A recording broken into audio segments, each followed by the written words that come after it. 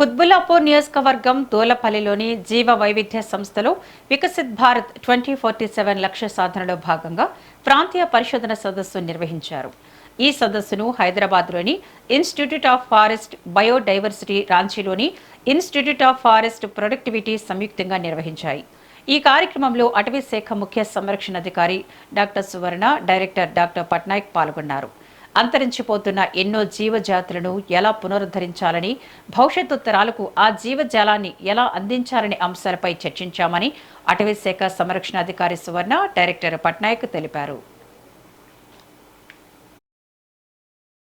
ఈరోజు institute of forest biodiversity, ఈ ICFRE అంటే Indian Council of Forestry Research and ఎడ్యుకేషన్కి సంబంధించిన సంస్థ ఇది దుల్లపల్లిలో.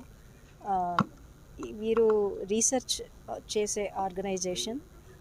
If genetic biodiversity are different aspects of biodiversity అంటే జీవ వైవిధ్యం పైన వీరు రీసెర్చ్ చేస్తూ ఉంటారు.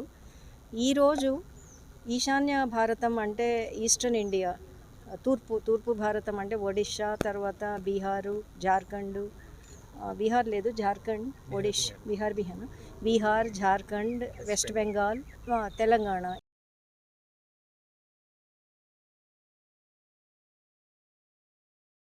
ఈరోజు ఇన్స్టిట్యూట్ ఆఫ్ ఫారెస్ట్ బయోడైవర్సిటీ, ఈ ఐసిఎఫ్ఆర్ఈ అంటే Indian Council of Forestry Research and ఎడ్యుకేషన్కి సంబంధించిన సంస్థ ఇది దుల్లపల్లిలో.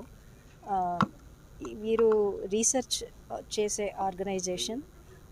If genetic biodiversity are different aspects of biodiversity అంటే జీవ వైవిధ్యం పైన వీరు రీసెర్చ్ చేస్తూ ఉంటారు.